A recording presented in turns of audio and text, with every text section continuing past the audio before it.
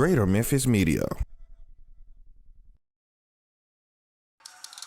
TSD TV, Tri-State Defender.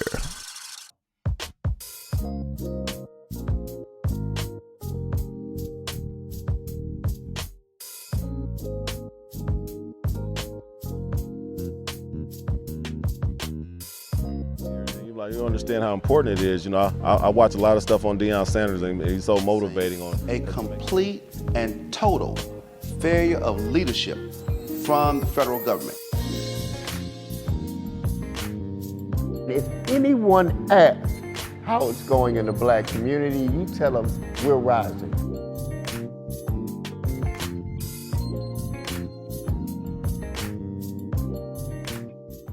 And the revolution will be televised. Welcome to the Brian Clay Chronicles. I am your host, Brian Clay, and we have a wonderful, wonderful treat today. We have my man, Mayor Paul Young. Yes, how you doing? I'm doing well, man. You're looking well, man. You're looking good, man. I'm honored to be here. Thank you for having me. We appreciate you coming to the Brian Clay Chronicles. We're going to have a lot to talk about. We have a lot of things to discuss. You've had a very interesting meeting of late, amongst other things, right? Yeah. We've been busy. 2 months in, and we're hitting the ground running. I'm excited about the city, and looking forward to really changing the energy in our community right now. We got a lot to talk about. Yeah. We're going to take a quick break. We're going to go to Preserver Partners, which is one of our sponsors, and we thank you for being at the Brian Clay Chronicles. Pow. Whether you're planning for a comfortable retirement, preparing for her big day,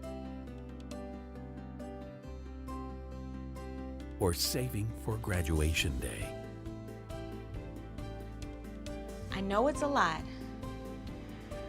but what do you think? We can help with that. Preserver Partners, preparing for your future today. Family, security, happiness. They had it all. A good life. Then, one day, the unexpected happened.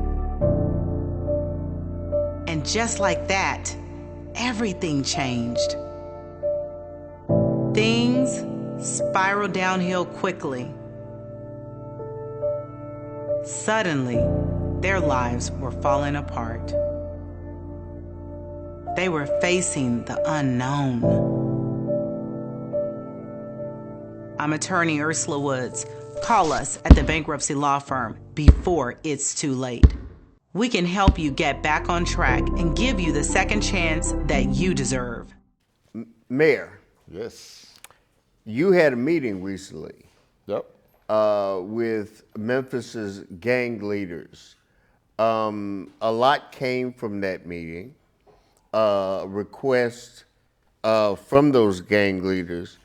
Let's talk about why that meeting occurred and what came from it. Yeah, so first let me just give a little bit of context to it, because Yes. I don't want people to think that I think I met with all of the major gang leaders in the city, because I know that that's not the case. There are hundreds of gangs. I worked with a couple of the nonprofits that we work with, Hill 901, 901 Block Squad.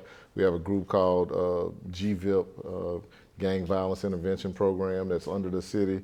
And I asked them, all three organizations, get me the highest ranking gang members that you can get in the room. And I asked them that because— Do they work with? Yeah, that's what they do. They work with individuals that are within gangs, because their whole job, and the reason that we work with them, is to try to interrupt the cycle of violence that we see in our community. So when somebody gets shot or a shooting takes place, they go out and they work within their community to figure out who was the shooter, what we can do to prevent retaliation. And so I asked them, go out and get some individuals in the room so that I can have a direct discussion, because I believe that it's really important as a leader that we have a dialogue with the subjects of our conversation. We can't keep talking about the people and not engage them in the dialogue. And so they got them in the room. I asked them, there were about 14 individuals. I asked them, what would it take for us to get a 7-day ceasefire in our community? And they were all willing to do it. And they said a couple of things. They said that they would be willing to do it, but we need to see their enemies do the same, which is logical. They're saying we can't put our guns down if they don't. And then the conversation really kind of shifted towards what it would take to turn the corner in our community. And they talked about the fact that the young guys, the little homies as they called them, the young guys, they're bored. They don't have enough activity. They don't have enough things to do. So they said, well, stealing cars is fun. So, I was going to ask, is it, to use your words, the little homies that are breaking in these Kias and no question, Sorrentos and all of these cars? Are they actually members of those particular gangs? Obviously, the ones that they were talking about. I don't think that's all of what we're seeing in the streets, but some of it. And their point was that if their young people had more engagement, more things to do to keep them occupied, they wouldn't simply go steal a car for fun to joyride. They want to see more jobs, ways for young people to make money, because it's easy for them to sell dope or do the things that they can do to make money. And they were saying that we need to find ways for them. Let me ask you a question. This may be, God, I can't believe I'm admitting this, but this may be a generational gap on my part. When I was coming up, or many of us that are sitting with us today coming up, I mean, we worked at Ryan's Steakhouse, Piggly Wiggly, Kroger, or what have you. You know, why won't they take those opportunities? I mean, it's very possible we're going to be moving up in the minimum wage or what have you. Are they interested in those jobs? Are they willing to take those steps to move up and gain skills or what have you? I think that's the next level of the conversation. I didn't really penetrate, their thoughts when they were saying those. But what I also know and understand is that for some individuals, some young people, you only know what you see. And if what you see around you are, is a pathway that continues the cycle of poverty, and another pathway where you see someone who looks cool, who got the prettiest girl, drive the freshest car, and they got it doing it a certain way, that's the path of least resistance. Right. Because the other thing that they said in my conversation that I thought was just enlightening, they said, and it kind of took me aback, he said, man, you don't understand how much power you have. And he was telling me that. And he said, the fact that you're willing to even sit down with us, like the guys in my hood, they've never seen the mayor before. They've never sat down and talked to the mayor. If you went to them directly and told them what you're telling us, give them the vision for the community, you might get some different results. How did you feel after that? Well, I mean, I think I felt the weight of the responsibility, but I also felt like, yes, I'm the mayor, but we have so many people that are doing amazing things in our city and our community. So I felt it as a call to action to say, yes, I have to go out there, but all of us need to get out there. There are so many people doing well, and we go to our homes with our garages and we set the garage and we stay in there and we post on social media about how bad these kids are. These kids can't be what they can't see. And if we are out there showing them a different path, then that changes the whole future of our city. Let me ask you a question. Recently, obviously, there was the C.J. Davis controversy that led her to being in an interim police commissioner status. My question to you is, now that you've reached out in this manner, and in this importance actually, do you see our police commissioner and our other leaders, even fire commissioner, going to those neighborhoods that you went to or those organizations that you went to and engaging in the same way. Yeah, definitely. In fact, Chief Davis was supposed to be with me, but we just had a scheduling conflict. And so the next time that I do it, she definitely will be there. Right.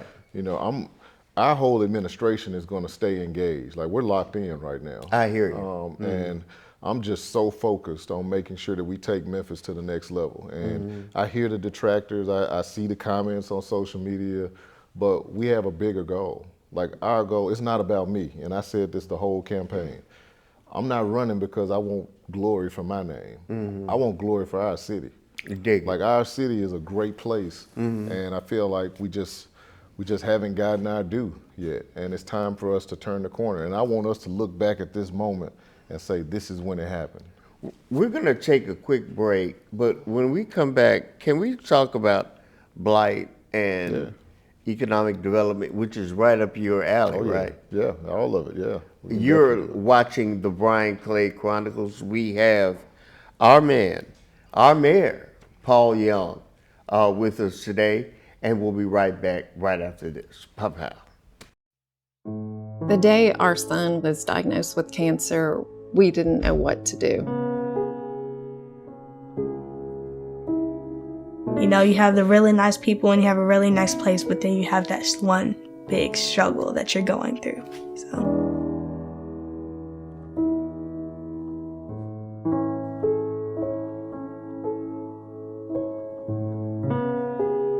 The question we're always wondering about is, what if it comes back, or what if she has complications from her therapy as she gets older?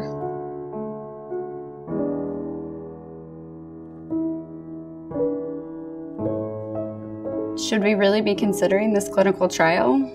Is it really going to help him?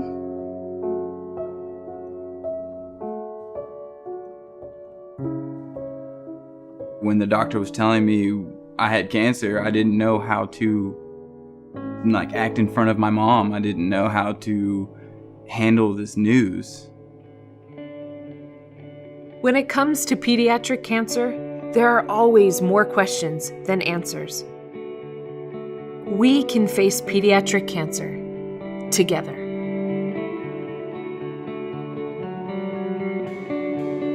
Hi, Jim Downey. Hi, good to meet you. Hi, Jim. So Savannah, how old are you again? I am 6. 6 years old. So first, Wiggly tooth. As a parent who has just been given the news that your child has cancer, we see the Together site as an important tool that will help you through the journey that you face. When you go home with that diagnosis of cancer, then you're facing the decisions that are going to alter your child's life and your life. Why can't there be a site, an authoritative site that gives you everything you need to make the right decisions? From diagnosis to finishing treatment to the next steps to long-term follow-up, information for you, information for you, information for you. Your questions go beyond treatments and trials. Together, we'll offer resources and support for your day-to-day life. As the father of a pediatric cancer patient, I know that when you or someone you love is facing cancer, you find strength in information and hope. That's what this website, this resource, this community called Together is all about.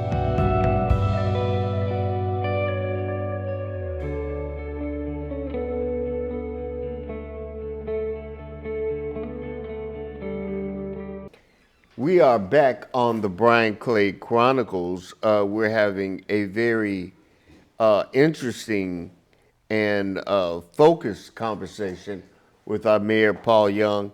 And Mayor Young, one of the things that I learned at the greatest alma mater in the world, and I know you went to UT, but Lemoyne-Owen is the greatest school ever, and we all know that. But one of the things I learned there was when I was taking philosophy, is what Plato said, and he said, when there is poverty, chaos ensues. We have urban blight in areas, Fraser. You were in Whitehaven yesterday, and Whitehaven has obviously been one of our stellar neighborhoods, but it has its issues as well. Hyde Park, Hollywood, we can go on. What is the young plan in regards to creating wealth, number one, and number two, getting these neighborhoods up to snuff? Yeah, so when it comes to creating wealth, I like to tout the fact that Memphis is the largest majority black city in the nation. Wow. Per capita, we're the largest one in the nation. More than Detroit, more than Detroit, Atlanta. more than Atlanta, all of them. Okay. And so what I have told people is that I want that to be a badge of honor. Right. I want people to think about Memphis when you think about black wealth, black entrepreneurs. And in order to do that, obviously we have to grow more black businesses. Right. We need them to do more business with the city. Sure, that's great, and we're gonna do that. But we also need the private sector to own the responsibility of investing in black businesses. And we've been talking about this for 20 years, so I'm not saying anything that is new. What I'm trying to do is get us to understand that unless we change the economics, it's gonna be really, really hard to change the outcomes that we're seeing play out in our community.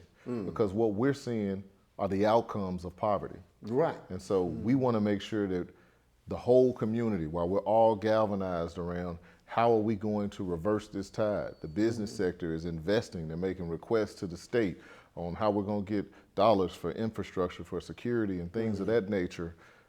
The real issue, the real thing that we can do to change it is do business with black companies in this city. And I think that being preached from my bully pulpit is something that we're gonna continue to do and we're gonna show and prove. Now when it comes to blight, we wanna make investments in our core city neighborhoods. And always, when I was previously the Downtown Memphis Commission, what I would tell people is that downtown is the living room of our whole region. It's the billboard. It's the billboard. It's the thing that people see. If you're coming to Memphis, you're gonna think of downtown. If you're watching TV, you're gonna see that downtown skyline. That's our billboard. The same premise applies for a neighborhood. If you're thinking about Orange Mound, it's Park Avenue. If you're thinking about Whitehaven, it's Elvis Presley. If you're thinking about Hickory Hill, it's the intersection of Winchester and Hickory Hill. And so the way that we change those communities is by making investments in what I call the anchors. Those are all the anchors in those communities. Because when you make the investments in those areas, it's the most visible place. When you make an investment at that intersection of Winchester and Hickory Hill, people that are driving by are gonna say, it's something happening in Hickory Hill. Let me drive around this next corner and see what's available over here. It's the same premise when we started making investments in Raleigh with the Raleigh Town Center. Now you see Bojangles, Chick-fil-A, a bank, and Starbucks. All these places are locating there, and the next step is to bring more residential. What I'm also looking to do is get more quality housing in our core city neighborhoods, not just affordable housing. I want affordable housing, but we want market rate housing. We want the same amenities that you can get in Germantown, in Collierville, and Cordova in the heart of the city. Because in order for our neighborhoods to grow, you need affordable housing and market rate housing. So, like, in areas, and I'm just gonna pick on Hyde Park and Douglas, what do you plan on doing? You plan on flattening those particular communities and raising them back up? Or definitely not flattening. I mean, I think it's important to keep the bones of a community. So you want to build around it and have infill development. You want to get those vacant structures activated, at least the ones that can be saved. And you want to fill in around it with different types of development. We always think about single family homes when we think about developing housing, or we think big multifamily, but there's a middle ground. There's quads where you have 4-unit housing. You see a lot of them in Midtown where you have these large, what look like big houses, but it's 4 units and apartments. And I want to see those types of developments move into other parts of the city. And so the types of development that we do in each area has to be congruent with what you would want to see in that neighborhood. But my point is that it has to be a diverse range and different price points in order to bring more population to the heart of the city. And that, I guess that coincides with the wealth building piece, right? Absolutely, absolutely. It's wealth building, and it's bringing more social capital to neighborhoods. When you think about what social capital is, many people get their job because of who they know. It's Without a doubt. because you called your old neighbor who now works at FedEx and was able to get you on. In many of our communities, what happened over the years was the people with means. It wasn't just white flight. I want us as black folk to feel convicted too, myself. It wasn't just white flight that left the neighborhoods. It's people with means left the neighborhoods. And so black and white. That lived in, and the people that were left. International Harvester. Right. The people that were left had the least. Right. And so they didn't have the social capital to have somebody to help them get another job or, move up in their careers. And so all of that matters when we're talking about how we're going to rebuild our city. That coincides with the next area that I want to touch on, which is the transportation piece. Recently, MATA cut some routes in inner city areas where it's making it more difficult for individuals that live in those communities to get to work, get around, and really be a part of the fabric of Memphis. Yeah. Obviously, we have Lyft and Uber and different forms of, I guess, what you would say, alternative transportation, clean transportation. Is it time, Mayor Young, for us to, as a community, to start looking at light rail? Is that a possibility? Or strengthening MATA to make it more current and real to individuals that need that transportation? Yeah, I would love for us to be able to invest in light rail. I think that's many years away. Okay. What I think is more of a realistic alternative in the short term is expanded bus rapid transit lines. And so bus rapid transit is basically a bus that has a lot of technology on it, and part of the technology has these clickers where you can change the light as it's coming down the road. And so you have a more seamless ride. You can do that? Yeah. This is what bus rapid transit is. The bus is moving much faster than a regular bus would because you're not necessarily having to stop at all of the lights like you would otherwise. I think BRT is going to be something of the future. We already have one line that we're working on that'll go from downtown to the center of the city at the University of Memphis, and now they're working on a north-south route that'll go from Whitehaven up to Fraser. And I think that is the future. I also think that we should be exploring how we can have more nimble forms of transportation. In downtown, they have a program called Groove on Demand.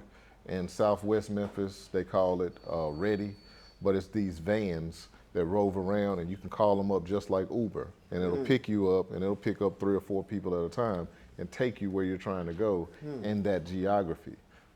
In Klondike, Smoky City, we found that the most used route was people taking it from Klondike, Smoky City to the grocery store at Poplar and Cleveland. So it's a real form of transportation for people. And I think we need to be expanding that program. Instead of having these gigantic buses rolling around with 2 or 3 people on them, we have vans that are moving around much more quickly and much more directly to where people want to go. One of the things that we want to talk about, we're going to take a quick break, but one of the things I would like to talk about is the beauty of Beale Street and what's happening downtown. And then we'll take 1 or 2 questions from the audience. All right, Is that cool? Let's do it, yeah. All right, you're at the Brian Clay Chronicles. We have Mayor Paul Young with us today, and we'll be right back right after this. family, security, happiness. They had it all. A good life. Then, one day, the unexpected happened. And just like that, everything changed. Things spiraled downhill quickly. Suddenly, their lives were falling apart. They were facing the unknown. I'm attorney Ursula Woods. Call us at the bankruptcy law firm before it's too late. We can help you get back on track and give you the second chance that you deserve. Whether you're planning for a comfortable retirement, preparing for her big day, or saving for graduation day. I know it's a lot, but what do you think? We can help with that. Preserver Partners, preparing for your future today. And welcome back to the Brian Clay Chronicles. We have a nice-sized crowd here with us today, Mayor, just to see you, and we appreciate you coming. One of the things that you mentioned, which I thought was very timely, is downtown. It's been well documented that we have one of the most, I guess, biggest attractions in Beale Street. The Church of God in Christ has come back with the Kojic Convention. Right. When he gets back, Ja Morant is packing them in at with the Memphis Grizzlies. What are we looking at? And then when it comes to downtown development? Downtown is perfectly poised to continue to grow. Right. We've seen some challenges over the last couple of years with the financial markets after the pandemic. Right before the pandemic hit, we had a number of big projects that were getting ready to start, and they just didn't quite hit the mark in terms of starting on time. And then once the pandemic hit, the financial markets went in a different direction. And so we're still rebounding. And like many cities across the country, we're dealing with the transition of more people working from home, which has a tremendous impact on downtown because those office workers are the ones that support those small businesses day to day. So they're the ones going to buy a sandwich and soup at lunch. And so there are small businesses that are still working their way back. And that's something that we want to work on, is getting more employers downtown. One of the great things for us in our downtown is that we had so much residential. So the residential helped to stabilize us during the pandemic because you still had a pretty heavy nighttime population, and those people working from home were actually in downtown. How about the South Main area? Is that still South Main is very vibrant. There's a lot of strong businesses down there. It's one of the most organic neighborhoods that has grown up in the modern era. And you've seen South Main Arts District, which went from being, not a thing into a thing. And same thing happened on Broad. So downtown is doing well, and I think it will only grow as we look to try to keep the Grizzlies here. A lot of work going into that. And now, we're not in fear of losing them, are we? Well, I mean, we're in negotiations, so I mean, I think we'll get it done. But it's definitely a conversation, and I think having an anchor like an NBA franchise keeps us on the map. So it's something that we're working really hard to do. Do they? I guess the Grizzlies, they want us to expand the FedEx Forum or make changes there. Yeah, they definitely want to make improvements to the FedEx Forum, and we're working through all the things it's going to take to get the deal done, but I'm pretty confident we'll get there. And we don't want to just keep the Grizzlies and have the FedEx Forum. We want all of downtown to also grow. And so we're looking into what other things can we do to take the vacant buildings down there and get them activated. The big parking lots that are only active a couple of nights a year, we want to transition those into something that's going to bring more people, more vibrancy. That's what downtowns are all about. It's all about being the most active part of a city. And we still have work to do, but we have all the bones for it to be a great place. How about Redbird Stadium? Redbird Stadium, I know there's still some needs there in terms of getting improvements. We don't necessarily have the financial structure, but we're going to be working on that soon, once we get squared away on the Grizzly side. Mary Young, how about if we take a question or two from the audience? Let's do it. All right. We have a wonderful audience here today. Will anybody like to ask a question of our mayor? Somebody got one. Oh, somebody's got a question. Right here. Is there a follow-up meeting with the gang leaders that you spoke of earlier? Yeah, so with the meeting that we had with those individuals that are gang leaders, so that caused a bit of an uproar. I mean, we had other people saying, well, I'm the gang leaders and he didn't meet with me, and I keep telling them I'll meet with anybody. Like, I was under no illusion that I was meeting with everybody in the city. And so we're going to continue to get groups together. Some of those that have reached out saying they want to talk, we're going to work through the logistics and make sure that we can get those conversations set up. I mean, I feel like our whole city should be on the same mission I'm on, because I'm on a mission right now. Like, I'm on a mission to save our city, and it's going to take everybody. And I'm not leaving anybody out of the process. And so I saw some stuff online, like he's negotiating with terrorists. It's not a negotiation, it's a conversation. Right. And if you can't have a conversation, something wrong with you. Right, dig it. It's not my fault that you can't handle a conversation. That's a wonderful segue into a question that I received.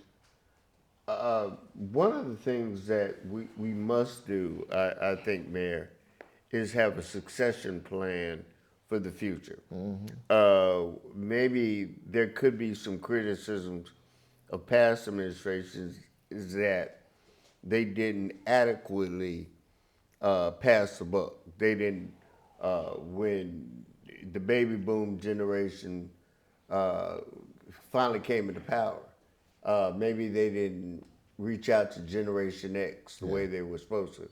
Generation X maybe hasn't reached out or embraced millennials. Millennials are having difficulty embracing Generation Y. What is your succession plan as now being mayor of the city? Yeah, my goal is to make sure that I'm bringing people into the administration that represent the next generation of leadership. I felt like I represented that, and that was something that I talked about a lot during the campaign. And I think term limits are a good thing. Right. I think it gives us natural succession, so things are going to change one way or another with each leader that comes in. And I think it's important that we just continue to cultivate, that we continue to engage.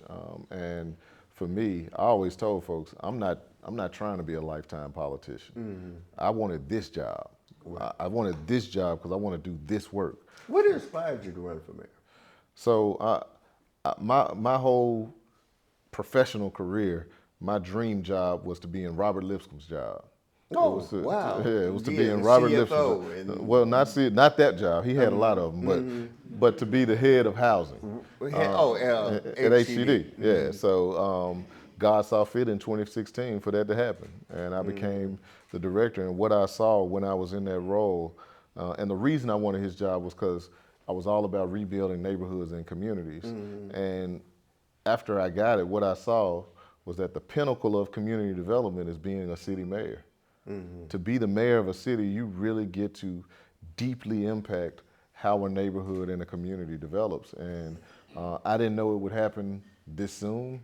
I didn't know I was going to do it, but had a lot of conversations with my dad, who passed shortly thereafter, and He just shared some insight and guidance that just told me, like, you got to go for it. Life is short. And How does your son feel about you being there?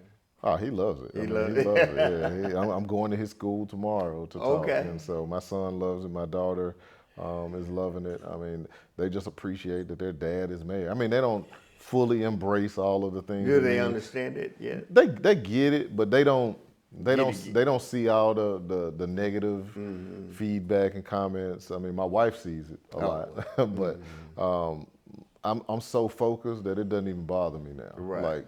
Because at the end of the day, when we get the results that we want, we will all look back at this moment and say, this is when it happened. And not because of me, because I'm just a vessel. Amen. But I'm here to unite our community around a common goal of taking us to the next level. To talk about you a little bit, you are the son of Diane Young. Yep. The Healing Center. Yep. Your father was very integral in community development. I talked to my aunt the other day, who's here somewhere, and she worked with your father in social service for years. Graduated from East High School. Yep, I did. From there, you went to UT, and then grad school. Electrical engineering. Yeah, you got it all. Yeah. Oh yeah, man. Yeah. This is Brian Clay Chronicles, baby. You own it. You got a master's in city and regional planning. That's right. And then your other master's? An MBA in real estate and finance. Oh, okay, in real estate and finance. Yeah. So you are Memphis through and through. Memphis through and through. One of the things I'll ask you before we'll take one more question from the audience. Investment into Lemoyne-Owen College. I know, is that critically placed in your plan as far as our development? Absolutely. I mean, Lemoyne-Owen is a special place. I was on the board of trustees for a while. I got off when I became mayor. But I believe that Lemoyne-Owen College is the bright light in South Memphis, and we should build around it and allow it to be kind of the catalyst for growth in that area. And so we're going to be having some conversations with President Davis around how the city can help support its efforts and initiatives. We want to see more students come into the college, and we want to see more growth around it. Right. We have time for one more question. I think, where we at? We at one more question over here? Okay. Yes, I'd like to know how can, I appreciate all that you said and all, but how can the faith-based community help you? And how can just the community at large support you as you move forward to meet your common goals? Oh man, you would think I set that up. Yeah. I was just at Mount Pisgah the other day, and they had me as their speaker, and I told them there were three things that I wanted to see happen. One, for the faith community specifically, which I'm very, very close to, own your block. Own your block. We need our churches to open their doors for more than Sunday service and Wednesday night service. Find ways to engage the people in your immediate vicinity throughout the week. Number two, be the village. Be the village. We can all do that. Many of us are from Memphis, grew up, and we know how it was back in the day when my parents grew up in South Memphis. If they were cutting up, then Miss Howard next door gonna get you right. And that don't mean you had to put your hands on the kid, but you can give them some words. You can send them on the right path. Because all of these young folks that are out here doing this stuff, they want to be corrected. They want to be corrected, and they're connected to somebody. And then the last thing is speak life into our city. Amen. Like the way we talk about our city, it frustrates me at times because I don't think we always take into consideration that these can become self-fulfilling prophecies, that what you speak is what you become. If all we talk is down on Memphis, then guess what? We're going to be down. We're going to be down on Memphis. But if we can start speaking life into our city, speaking life into our young people, that's going to change the way we feel. It's going to change the psyche of the city. What I have continued to tell people is that we got to change the energy because the energy has been so off. And we got to go from hopeless to hopeful. Say it again. From hopeless to hopeful. I like that. And we that's like what, that, Memphis. That's where we're headed. Let's we can give a hand on that. Thank you, thank you, thank you. Yeah. Mayor Paul Young, it has been an absolute pleasure for you to, for us to have you come be with us today. First, let's give a hand for Paul Young.